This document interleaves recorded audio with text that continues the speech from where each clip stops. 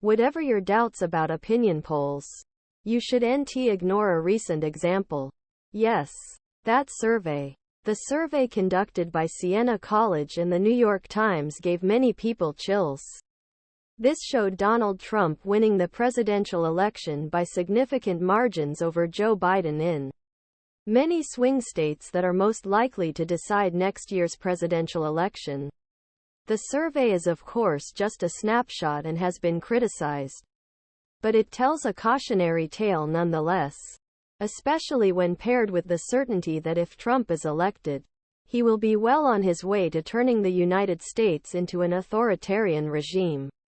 The press must explain to American citizens the vital importance of this election and the dangers of a Trump win. They don't have to give up their journalistic independence or be in the tank for Biden or anyone else to do this.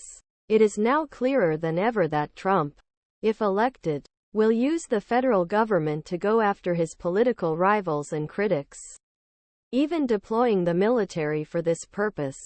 His allies are making plans to invoke the Insurrection Act from day one.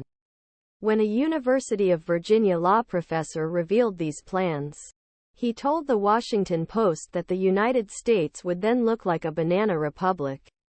Two almost disturbing New York Times stories outlined Trump's autocratic plans to install loyal lawyers in key positions and limit the independence of federal agencies.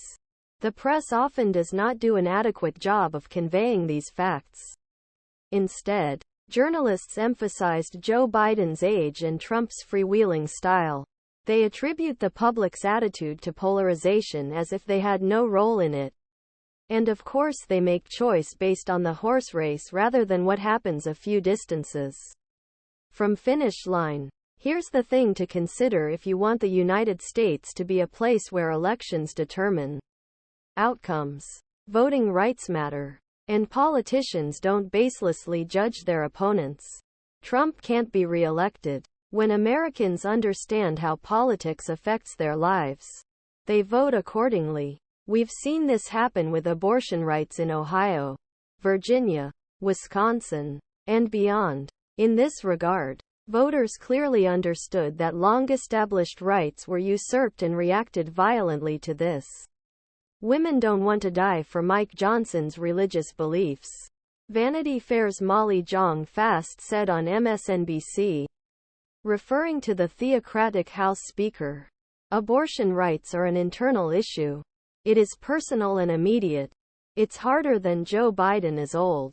It's harder than God. America is so polarized. It was great to see the Washington Post story about Trump and his allies plotting a post-election power grab being examined. But it was more than telling to see the following statement in its subheading. Critics called the ideas discussed dangerous and unconstitutional. So others think it's good. Right? This shows that both parties have a valid perspective on whether democracy is important. Deploying